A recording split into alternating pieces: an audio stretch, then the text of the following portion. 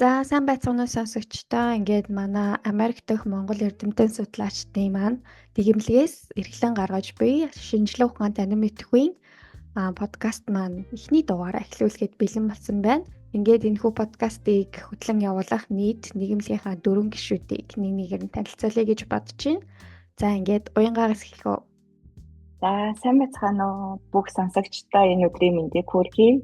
За манай Америк нэгдсэн улс дахь Монгол судлаачдын нийгэмлэгээс ийм шинжлэх ухааны подкаст бидэд ярилцаад явуулах болсондоо маш баяртай байгаа. Би Монголд анагаах шинжлэх ухааны сургуулийн хүний хэмж мэргэжлэр төгссөн. За тэгээд нарийн мэргэжилд манай арсны хэмж мэргэжилтэй Taipei Medical University-д болох дээр мастер болон PhD-ийн зэрэгээ илэгний хорт хавдар бүдүүн шүлэн гэсний хорт хавдраар хамгаалсан. За тэгээ 21 онд би докторийн зэрэгээ хамгаалчаад 22 оноос Сан Диего дахь Калифорни их сургууль буюу UCSD яг өөрийнхөө арсны чиглэлээрээ арсны техникт нь докторийн дараах судлаач хийж байгаа. Манай подкасттай хамт байгаарай. Баярлалаа. За уянгаадаа маш их баярлалаа.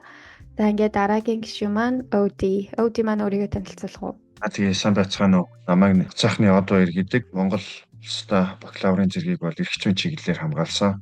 Америк нэгдсэн улсын Техас мужид psychology тийм ээ сэтгэл зүйн чиглэлээр бол коллежтэй гисэн. Тэгээд Миннесотагийн их сургууль мастрын болон докторийн зэрэгээ бол хамгаалсан байгаа. Боловсролын ухааны чиглэлээр 2022 онд боловсролын ухааны докторийн зэргийг хамгаалсан. Би бол Портленд тэгээд Орегон мужийн Портленд хотод бол амьдардаг дунд сургуулийн багшаар ажиллагаа. Энэ хамт олонтой подкаст хийх гэж байгаад баяртай байна. Манай подкастыг сонсороо, манай подкасттай хамт байгаарай. За өөдөө маш их баярлалаа. Ингээд манай дараагийн гишүүн бол Арука. Арука маань өөрийгөө танилцуулах уу? За баярлалаа. Сайн байна уу? Энэ өдрийн мэндийг хүргэе та бүхэнд. Намайг Ариун Гэрэл гэдэг. Би Монголд анагаах ухааны их сургууль хүний хэмжээр төгссөн маа. Тэгээд Японд туяаны суурь судалгааны чиглэлээр мастер болон доктор хамгаалсан. Тэгээд тэнд ажиллаж байх хугацаанд сурч байх хугацаанд Америк нэгдсэн улсын Texas дахь UT Southwestern Medical Center-т мөн судалгааны ажиллаар солилцооны оюутан болон ирж байсан. Тэгээд мөн Японы олон лабораториуд бас ажиллаж байсан. Сургуулаа төгсөөд Цукубак сургуульда туслах багшаар хэсэг хугацаанд ажиллаж байгаад одоо Америк нэгдсэн улсын Виржиниа мужид технологийн компанид клиникийн судалгаа хэрэгцээ ажиллаж байгаа.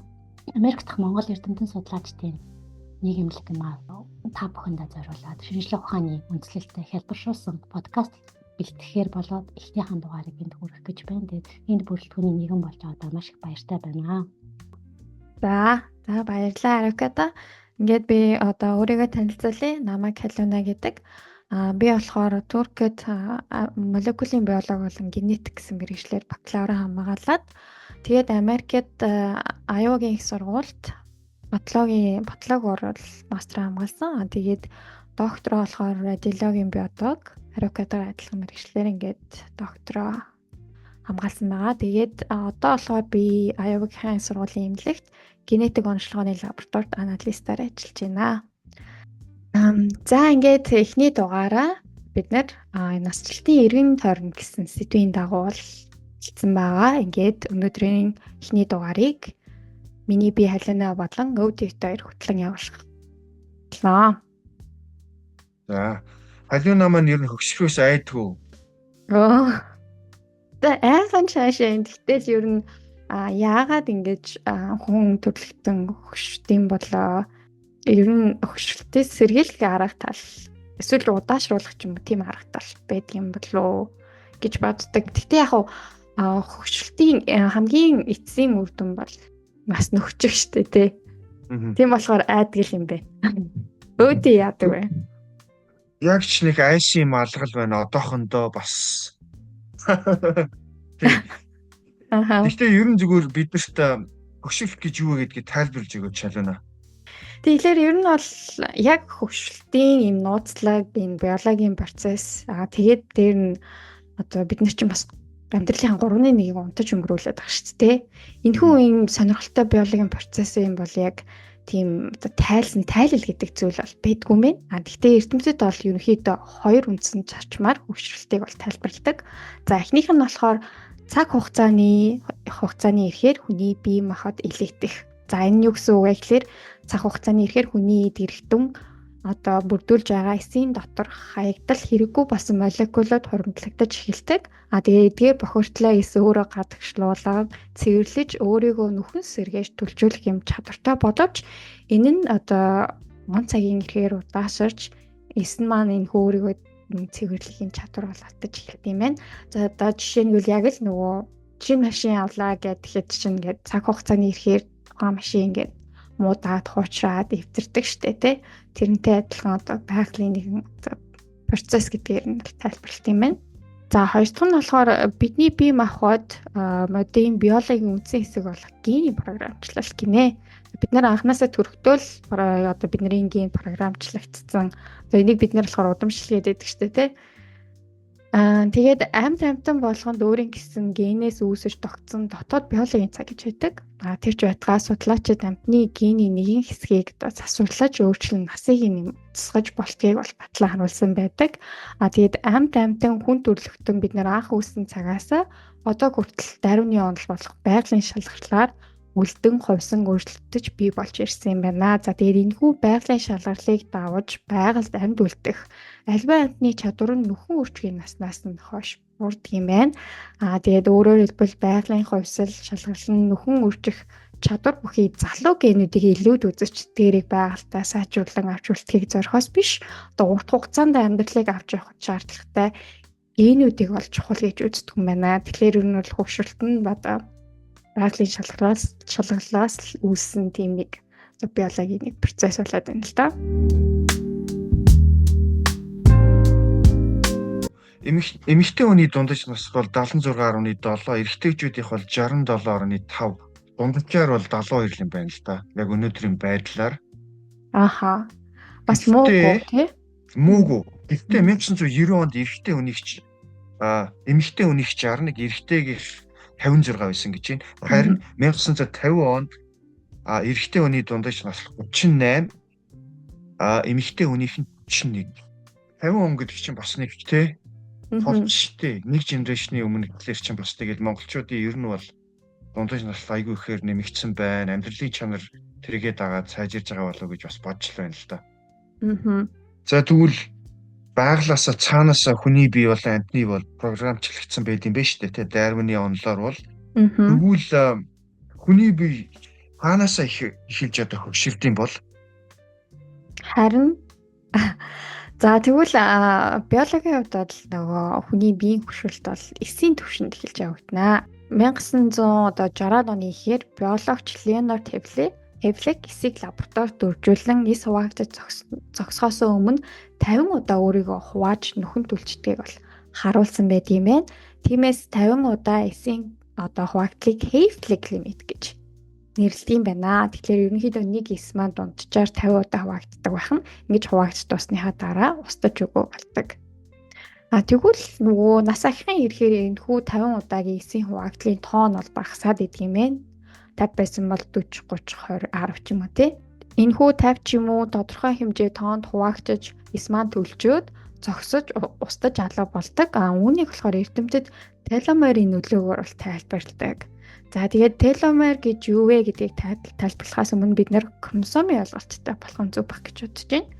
За тэгээд хүний бие махбодыг эд эрхтэн маань бүрдүүлдэг. За эд эрхтний маань эс гэсэн одоо биологийн нэгж маань одоо бүрдүүлдэг шүү дээ. Тэгвэл эс маань өөрөө ямар бүтцтэй юм бэ гэхлээр эс нь одоо гол цөм болох бөөм тэдгэрийг тойрон орших сайтоплазм гэсэн хоёр үндсэн хэсгээс бүтдэг юм байна.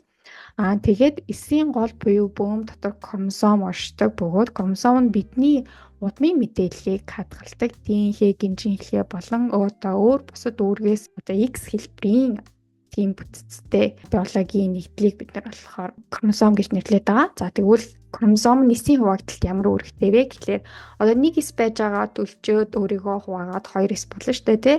Тэнгүүд одоо анхных маань эсэнд байсан хромосом нь өөрийгөө оршруулад яг тэнцүү хувааж хоёр эс болж үүснээрээ бол одоо эс түлжиж хуваагдаж овширдаг байх нэ. За тэгээд одоо жишээ нь бол хүн ааваасаа 23, ээжээсээ 23 хромосом аваад нийтдээ бол 46 хос хромосомтой байдаг штэ. За хромосом гэдэг ойлголт маань юм байна. Тэгвэл теломер гэж юу вэ? Энэ болохоор бидний одоо энэхүү X хэлбэрийн хромосомын төгсгөлийг нь хамгаалж байрладаг тогтмол давтамжтай ДНХ гинжин хэлхээний хэсэг юм байна. За тэгээ эс хуваагдах болгонд энэхүү теломерийн урт 50-аас 100 нуклеотидаар бол багасдаг. За тэгээд эсийн хуваагдал болгоно хромосомын өөрийгөө хувлан олшруулах болгонд энэхүү теломер нь багасж хромосомыг хамгаалах чадвараа алдснаар хромосом өөрийгөө хувилж чадхаа болоод улмаар сүүлдээ хуваагдчих чадхаа болон устж өгөө болдог байх нэ. За тэгэхээр бид нэр юу гэж ойлгож болох нь гэвэл цаанаасаа удмын урт теломертэй бол бас урт насалж болох нь шүү дээ. Зүгээр нэг юм асуугаадах тий. Теломер гэдээ би урд нь харж байхад ийм нэг гутлын үдээс шиг хоёр үдээс шиг юм байгаа байхгүй тий. Гутлын үдээсний урталт байдаг нэг юм хэсэг байдаг штэ. Тэгээ гутлаа өдөх болгоно нөгөөх нь ингээд багасаад ч юм уу урагдаад ингэчдэг. Тэрнтэй адилхан ингээд багасаад байдаг гэсэн тиймэрхүү юм би бас харж ирсэн л та. Аха. Тэгээд гутлын үдээсний үзүүр маань ингээд эс хуваагдах болгоно багасаад илгэцээр тэгээд эс сүлтэй хуваагдал нь зогсоод устдаг гэсэн үг. За тэгвэл гэвч бидний хэр урт наслах нь зөвхөн теломерийн урт метод биологийн бүтцээс генийн програмчлаас дан ганц тодорхойлогдохгүй. Үүнээс гадна амьдралын хэв маяг, орчин нөхцлөөс урт наслт маань хамаардаг. Жишээ нь судалгаанаас авч үзэхэд амьдралынхаа туршид байнгын сэтгэл зовлонтой, стресстэй, эсвэл арьс өнгөөр гадуурхагддаг хүмүүсийн теломерийн урт нь бусад дундаж амьдралтай хүмүүстэй харьцуулахад богино байсан юм байна. За тэгээд Сан Франциско дахь Калифорнигийн сургуулийн эрдэмтэн Дин Орншийн хийсэн судалгаагаар байнгын дасгал хөдөлгөөн хийж ургамлын гаралтай хоол хүнс хэрэглэдэг 50 эрүүл амьдралын хэв маягтай хүмүүсийн теломерийн урт нь бол дундаж амьдралтай хүмүүстэй харьцуулахад 10% илүү урт гэжээ. За тэгэхээр бид нэр ихэвчлэн өөртөө заримдаа удамтайгаа их холбож тайлбарлах дуртай. Гэхдээ манай удам дугаасаа ийм өвчин байсан учраас би өнөөдөр ийм өвчтэй ч гэдэг юм. Манай удам угаасаа ийм учраас би өнөөдөр ийм ч гэх юм уу. Тийм. Гэтэл бол удмаас бас хамаардаг ч гэсэндээ бас тухайн хүний өөрийн амьдралын хэв маяг орчин нөхцлөөс бас хамаарч биологийн бүтцэнд өөрчлөлт орж болдог байх нэ. Ерөнхийдөө бол стресс гол байх шиг байна. Тэ нан чинь илүү стресстэй амьдрэх хүн бол тэгэл теломер нь богинохон болж яах гэсэн үг. Тэгэхээр насчил босол дагаад богинохон л болж яах гэсэн үг гэж тийм ээ. Харин тийм. Хүний өөрийнх нь амьдралын хэв маягаас бас гэр чанартаа урт наслах нь хамаарат байна гэсэн үг л дээ. За өөдөө маань яг би бас яг хэдэн настай ч сайн мэдэхгүй л юм л та. Гэхдээ ер нь бол өөртөө чинь хөвшрүүлэлт мэдэгдэж хэлсэн гэж бодож байна уу? Ер нь хөвшрэлт жоон илэрчээд байгаа шүү дээ. 30 хүрснээс хойш ер нь хөвшрэлт бол илэрсэн байна. Ялангуяа сагс тоглоход би ч бас 7 хоногт 2-3 удаа гараал те хүүхдүүдтэй гараал сагс тоглочих гол зааланд очиод шидэл тоглоно. Тэгээд яг сүүлийн хэдэн жил болохоор өвдөг хатгаж өвдөг болсон байна. Нуруугаар хатгаж өвдөг болсон байна те. Хүүхдүүдийг гүнзгий байсан байна. Хүүхдүүд гэж 18 9-тэй залуучууд 20 21 23 24-тэй залуучууд тэгээд эдгээр чинь дандаа өндөр те метр 85-аас дээш метр 90 зарим нь 2 метр тийм хүүхдүүдтэй тоглолцоор өргөшө бахартаж өгчих гээл байдаг болсон биш те. Урд нь болохоор асуудалгүй дагаагүйдэг байсан. Тэгээд яг үгүй те 7 хоног нэг удаа тоглоод болоо болчиход байна. Урд нь болохоор өдөр болгон тоглоод ядахгүй байдаг байсан бол ерөнхийдөө л насжилт бол өвдгөр л хатгаж өвдөг болсон байна да одоохондоо. За тэгвэл нэлээд бас өндөр нас руугаа явж байгаа юм шиг сонсогдож байна. Удаашралт орсон байна тий. Тэгээд тоон хэмжээ бидний өдөр болгон хийдэг байсан активитиний ба хэмжээ тоон бол багассан байна л та тий. Тэрнээс бол чадвараа бол алдаагүй байна бид нар тий. Тэгжил найдаа да. За тэгвэл өөдгийн хэлснээр өвдгөр хатгуулагч бас нэгэн насжилтын нэгэн илрэл байна. Үүнээс гадна ер нь бол бүхэл эд эрхтэн те мэдрэлийн мэдрэмжүүд маань бол удаашралт алдагдаж эхэлдэг нас ахихын хэрээр. Тэгээд хоол боловсруулах, зүрх судасны үйл ажиллагаа, дархлаа, яс булчин гих мэд ер нь бол биеийн бүхэл хэсэг бол насжилтанд бол өртдөгөө. За тэгвэл насжилт нь хамгийн бага өртдөг ямар хэрэгтэн байдаг гэж бодож байна? Амжилт юм болов тархины эс чинь 150 жил хүртэлх амьдрал одоо тийм боломжтой нөхцөлтэй гэсэн тийм юм олон жил юм болж ирсэн л та. Үн ч юм уу за ч юм уу. Ааха, яг зөв. Тэгэхээр ер нь бол мэдрэлийн систем буюу тарих нуруу нугас бол хамгийн одоо насжилтанд бага өртдөг эргэтэн гэж үзэгддэг юм байна. За тэгээд бидний одоо ихнийх хөгшөрч буй эд эргэтний үйл ажиллагаа одоо тийм хурдан ууддаггүй боловч стресс болон өвчин эмгэг тохиолдоход түүнийг бол давж гарах чадвар нь буурдаг байх нь. За тэгээд яс болон булчингийн хөгшрөлт хүний өдөр тутмын амьдралд хамгийн түрүүнд мэдэрч эхэлнэ. За эрэгтэй эмэгтэй ялгаагүй 30-аас 60 насны хооронд ясны сэргийлэлт явагдаж 30-аас 75 насны хооронд болохоор хүний булчингийн маасны тал нь алга болж өөх тус 2 дахин нэмэгддэг.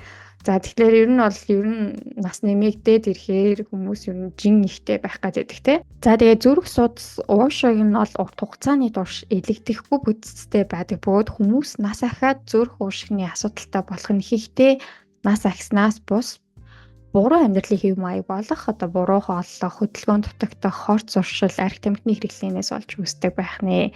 За гэтээ мэдээч цаг хугацаа явж л байгаа болохоор хуучирч өөрчлөлтөнд орно альва эргэтэн.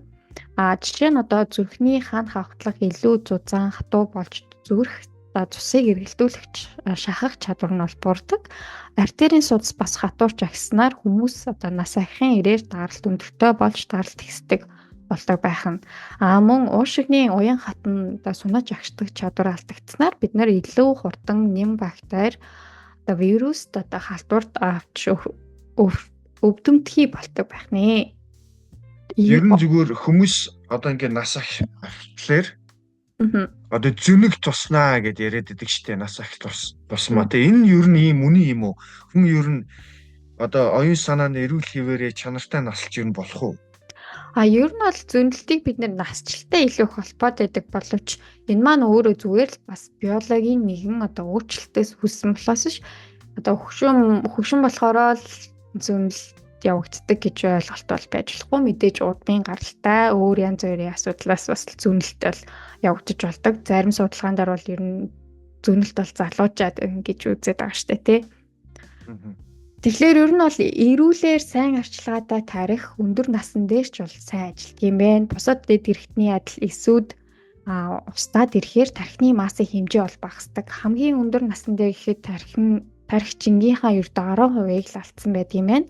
Бусад эрхтнүүдтэй харьцуулахад энэ нь одоо юу ч биш бөгөөд тархины эс хэдий бусад эсүүдтэй адил хуваагдаж олширдгүй боловч тархи бол маш их хэмжээний эсүүдийг өөртөө анханасаа агуулж яддаг юм байна. За тэгээд эсүүд устдаад ирэхээр тархины эс болох нейрон нь өөрийн дендрайтас буюу одоо тэмдрүүлээ уртасгаж бусад амьд эсүүдтэй холбоо тогтоож холбоогоо ингээд сайжруулах ийм чадвар бүхий одоо эс байдаг юм байна.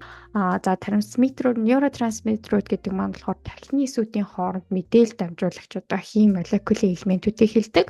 За эдгээр нейротрансмиттерүүд нь нас ахихын хэрээр багасаж тархины цусан хаамж бол багасаж ирдэг. За тэгээд эдгээр өөрчлөлтөөс болоод одоо богино хугацааны ойн санамж муудах, үгийн баялагын чадвараа алдах, суулцах чадвар, одоо муудах зэрэг үндсэн одоо энэхүү асуудлууд бол гарч ирдэг. За тэрнээс биш тархины одоо гол чадвар болох ухаанд ухамсарт оюун ухааны чадварт нь бол өөрчлөлт ордгоо юм байна. Ер нь бол тийм штэ бид ингээд заримдаа нэлээд өндөр настай хүмүүстэй харьцахад бол айгүй хурцтай өөрсдөө одоо оюун ухааны чадамжийн хувьд айгүй залуу хүнийхтэй нэлээд төстэй ингэж юм чадвартай байдаг. Ер нь тэгж анзаарчихсэн үү?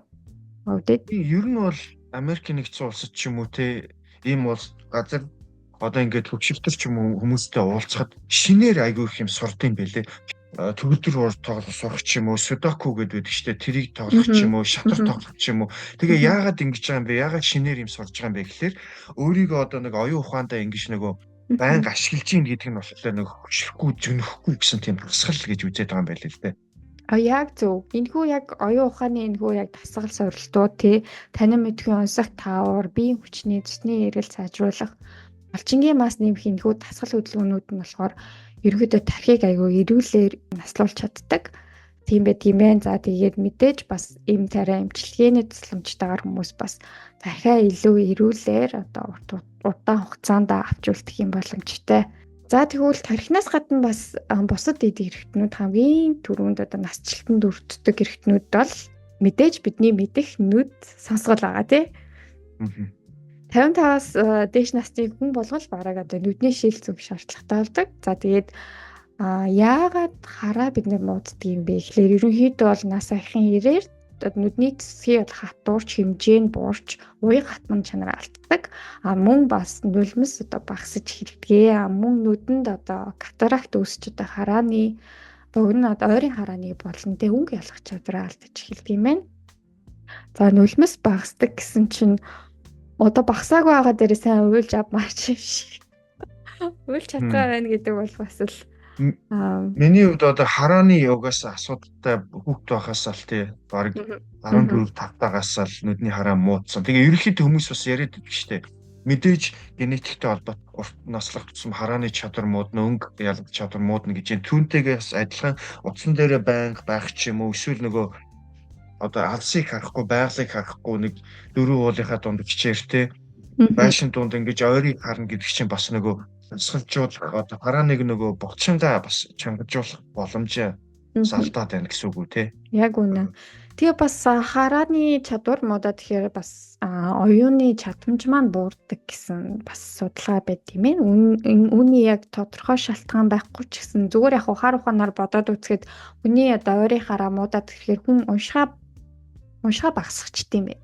Тэгэнгүүт бас одоо тархины тасгал нь хийгдгээ болж ин гэсэн үг шүү дээ тий. Тэгэнгүүт бас дагаад оюуны чадамж бол буурах юм боломжтой. Бас нөгөө шүд бас байгаа шүү дээ тий. Шүд муудаад шүд ингээд унаад эхлэхлээр нөгөө хоол боловсруулах одоо эргэтэн ч юм уу өвчлөөд одоо наслт бол багасдгаа гэдэг энэ төстэй юм шиг байна да тий. Харин тийм яг нэг юм хамаарал байгаад байгаа юм тий. За тэгээд нүднээс гадна бас бидний бас сонсгол бас буурдаг нас ахын хэрээр. За тэгээд яагаад бид нэр одоо сонсгол муудж эхэлдэг вэ гэхлээр ер нь бол чихний дотоод хэсэгт одоо коклеа гэж байрладаг. Энэ дээр бол өсөнцөр маягийн мэдрэлийн эсүүд бол байдаг. За тэгээд нас ахын хэрээр энэхүү эсүүд маань бол ер нь бол гол үүрэг нь гаднаас дуу чимээг аваад тархинд мэдээлэх юм гол үүрэгтэй байдаг бол нас ахын хэрээр эдгээр чимээ дамжуулах чадвар нь бол мууддаг юм байна.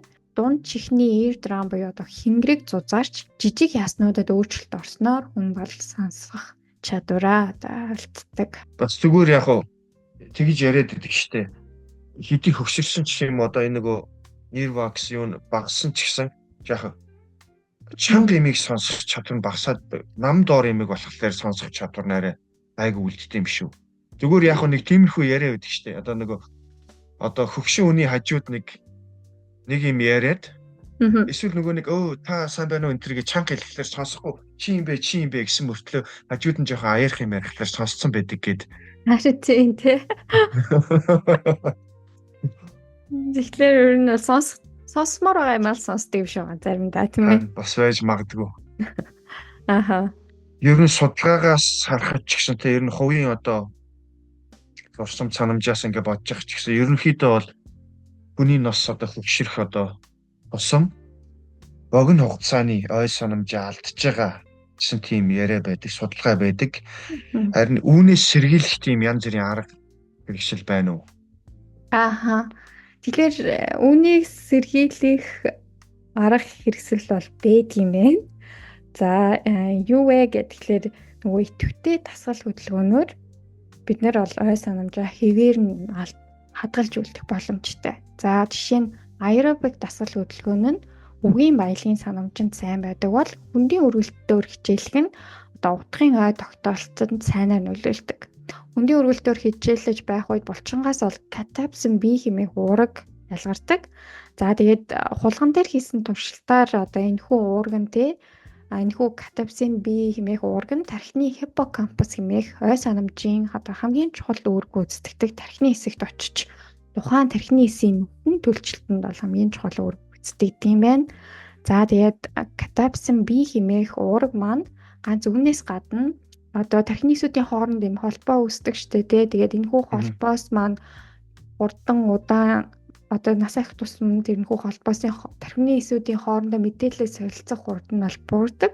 Тэгвэл энэ катапсин бие уурэг маань энэхүү одоо тархины хэсүүдийн хооронд холбоо тогтоход бол бас чухал уурэг гүйцэтгэдэг. Катапсин бие уурэг маань амилоид бета хэмээх одоо Альцгеймер өвчний одоо хамгийн гол үүсгэгч уургийг маань бол устгах бас ийм чадвартай байдаг ахны. Тэгэхээр ер нь бол ой санамжаа хэвээр нь урт хугацаанд хадгалж авмаар байвал бүгдээрээ аэробик болон weightlifting те хүндийн одоо өргөдөр хичээлцгээе. Хүний ой санамж тархины ажиллагаа чинь тэгээд биеийн ажиллагаатай бас тэгээд цуглал давхар явах юм байна л да тийм ээ. Өстой бол биш юм байна. Хөшөрч биш хөшөж өгнэ гэд нэг үг байдаг ч тийм. Тэгэхээр ер нь бол physical activity буюу бие хөдөлгөөн бол эрүүл ам наслахад бол бас хамгийн гол үг гүйцэтгэдэг. За тэгээд дасгал хөдөлгөөнөөс гадна бас хүний одоо илүү тийм өөдрөг үзэлтэй, амьдралын төлөө идэвхтэй, мөн насжилтыг одоо илүү эерэг өнцгөр хардаг. Хүмүүс маань илүү одоо чанартай урт насалж байна гэсэн судалгаа байдгийн байна. Одоо жишээ нь анхүү Brigham Young гэдэг University-гээс гаргасан судалгаанд болохоор нийтдээ 308 гаруй одоо хүмүүс бол судалгаанд оролцсон. За тэгээд эдгээр хүмүүсийг бол 7.5 жилийн турш дагаж амьдралынхаа турш дагаж ингэж судалгаа хийсэн. Ерөнхийдөө илүү нөгөө нийгмийн амьдралд илүү идэвхтэй, найз нөхдөдтэй эсвэл гэр бүлтэйгээ ой дотн байдаг хүмүүс маань одоо 50%-аар илүү насалсан гэсэн тийм судалгаа байдаг юм байна. Тэгэхээр хүний сэтгэл зүйтэй бас хэр урт наслах маань холбогдож өгдөг байх нэ. Бас өөр янз бүрийн судалгаа байгаа шүү дээ. Юуны Бостон их сургуулийн судалгаа, Харвардын судалгаа, Бостон хийсэн судалгаа байдаг. Тэрэн дээр болохоор ямар дүгнж гарсан бэ гэхлээр бас нөгөө гэрэлт бас нөлөөлдөг. Жишээлбэл гэрэлсэн хүн бол ялангуяа эрэгтэй хүн бол илүү урт насалж чинь гэрлээгүй үнээсээ ч юм уу. Хамгийн гол нь болохоор гэрэлтийн баталгаатай юу үгүй юу гэхээс гадна гол нь зүгээр нөгөө бусад хүмүүстэй харилцаж байгаа нөгөө одоо нийгмийн харилцаанд орж байгаа ихээр оролцож байгаа бол илүү урт наслах магадaltaй гэсэн тийм судалгаа юм байл л дээ. Харин тийм тий одоо чанартай, happy, яжралтай гэрлэлт байсан уу тий нийгмийн амьдралтай, найз нөхөд, гэр бүлийн хүрээнд илүү дотн ад жаргалтай байсан уу гэдгээс хамаарат бас хүний хэр удаан чанартай наслах нь хамаард юм байна. За тэгээд наслалтын эргэн тойронд сонирхолтой фактуудыг бас цуглуулсан байгаа. За энд болохоор эхнийх нь болохоор нас ахихын хэрээр дархлааны систем илүү одоо орчин нөхцөлтөөгөө насан зохицох чадвартай болж аллергитик нь бол багасдаг юм байна. За бас насжилттай тархины эсүүд дасгал хөдөлгөөнөөс эрчим хүчээ илүү цэнэглэн, илүү хурдан одоо холбоо тогтоох чадвартай байдаг юм байна. За тэгээд 85-аас дээш настай хүмүүс 74-өөс 85 насны хүмүүстэй харьцуулахад ямар нэгэн өвчин эмгэгт өртөх нь бол багасдаг юм байна. Ер нь тэгэл 85 насаас дээш гарчих юм бол одоо надаа юу ч хамаагүй болсон гэдэг юм шиг хүний бие ер нь. За тэгээд сүүлд гаргасан судалгаагаар эмэгтэй хүн насан туршдаа өндгөн эс үйлдвэрлэх чадвартай үүдэлстэй байдгийг тогтоожээ. Эцэг хүн өндөр настай байх тусмаа илүү их мутацид орсон генийг өөр удамдаа дамжуулах магадaltaй байдаг байх нь эсрэгээрээ эмэгтэй хүнийг бодвол одоо жишээлбэл одоо нөгөө нэг спектрум тий одоо аутизм спектрум гэдэг байгаа шүү дээ. Би болохоор нэг хуучин нөгөө special education тий одоо аутизмтай хүүхдүүдтэй ажилладаг байсан. Тэгэхэд бол ерөөхдөө судалгаагаас ингээ харж байхад ер нь бол эцэг нь өшөвтөр настай байх юм бол ер нь аутизмтай байх магадлал экстрэм судалгаа хийдэг юм билээ л дээ. Бид нар бас тэгээд ээж нь бас өндөр настай байвал аутизмтай гарах магадлалтай гэж үзээд байдаг. Гэтэл бас эрэгтэй хүнээс бас хамаардаг байх нь тийм ээ. Тийм. За ингээд эрүүл сэтгэл зүй аж аргалтай амьдралаас урт наслах бас гол үндэс бол тийм ээ. Өөр бас ямар факторууд те урт наслахад нөлөө үзүүлж болдог бол өөдөө юу гэж бодож байна? Ер нь бол хооллолтой их холбоотой гэж би бас бодоод байгаа. Ер нь ингээд уншиж яхад зөв хооллол хүнийг одоо урт наслахад бол тусалнаа. Ялангуяа бол ногоо их идэх хэрэгтэй. За монголчууд жоохон controversial ч юм уу эвгүй санагдж магадгүй. Гэхдээ уураг багтаа зүйл мах бах идэх хэрэгтэй л гэж юу нь бол зөвлөд байгаа. Янз бүрийн одоо Mayo Clinic-ийн ч байд юм уу те янз бүрийн судалгаа энэ төр үзэхлээр ерөөхдөө бол уураг багтаа мах багтаа хоол идэх хэрэгтэй гэж юм. Дээрээс нь одоо юу гэдэг шош Тэр бол антиоксидант гэх тийм зүйл ихтэй. Дээрээс нөгөө файбер гэдэг элемент бол брокколид те, корнд, авокадонд, бананд ч юм уу эсвэл одоо алимд байдаг, спецанд байдаг ийм одоо зүйл байгаа. Энийг идэхлээр ерхийдээ болохоор нөгөө гиж дотрыг айгүй цэвэрлж одоо подоод бол айгүй сайхан болдог. За тэгээ дээрээс нь болохоор ерхийдээ одоо гурил авах юм бол одоо нөгөө нэг бор гурил те.